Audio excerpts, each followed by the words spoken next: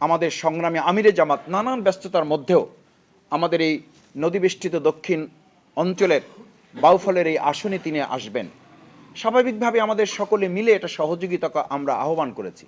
কিন্তু অত্যন্ত দুর্ভাগ্য, বাউফল থানার ওসি তিনি বিভ্রান্তিকর তথ্যের ভিত্তিতে তার নির্দেশে যখন এই অভিযান পরিচালিত হয়, তখন আমি প্রশাসনের ঊর্ধ্বতন কর্মকর্তাদেরকে আহ্বান করেছিলাম যে আপনারা এই গভীর রাতে একটা বিভ্রান্তিকর তথ্যের ভিত্তিতে এই অভিযান পরিচালনা করতে পারেন না। আমাদেরকে আপনারা সময় দেন, দিনের আলোতে আপনারা যা যা দেখতে চান আপনারা করতে পারেন, কোনো অসুবিধা নেই, আমরা সবাই তো আইনের আওতায়। আমাদের সেই কথার প্রতিও তারা ন্যূনতম ভ্রুক্ষেপ করেন নাই। ওসি নিজের দায়িত্বে এই কাজটা করে আমরা পরিষ্কার বলছি, তিনি তার অবাধ সুষ্ঠু নিরপেক্ষ নির্বাচনের যে দায়িত্ব তার কাঁধে রয়েছে সেই নিরপেক্ষতা তিনি পরিপূর্ণভাবে হারিয়ে ফেলেছেন।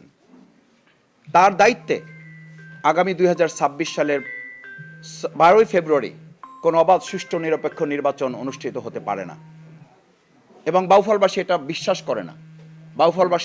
বাউফলের সম্মানিত ভোটারগণ ইতিমধ্যেই আমাকে অনেকে বলেছেন যে এই ওসির পরিবর্তন করা ছাড়া ভোটারগণ ভয়হীন পরিবেশে ভোট কেন্দ্রে যাবেন, তাদের নিরাপত্তা নিশ্চিত করা হবে, এই আস্থা তাদের কাছ থেকে বিলীন হয়ে গেছে।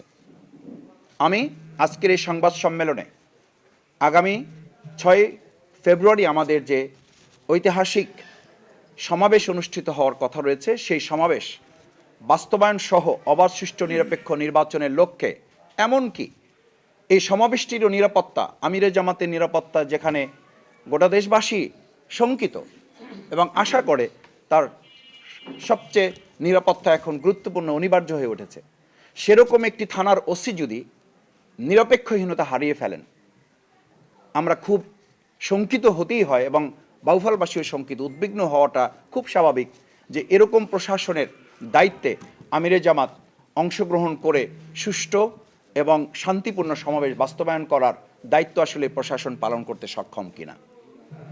আমরা আশা করব এখানে আরও ঊর্ধ্বতন প্রশাসন আছেন, তারা এই বিষয়টি কম সময়ের মধ্যে তদন্ত করে এই ব্যাপারে প্রশাসনের যা যা দুর্বলতা এবং তাদের নিরপেক্ষতা হারানোর ক্ষেত্রে যে সমস্ত বিষয়গুলোর সাথে সম্পৃক্ত রয়েছে সেগুলো তারা জাতির সামনে পরিষ্কার করবেন এবং এই ওসির ব্যাপারে তারা তাদের নিজস্ব সিদ্ধান্ত তারা গ্রহণ করবেন।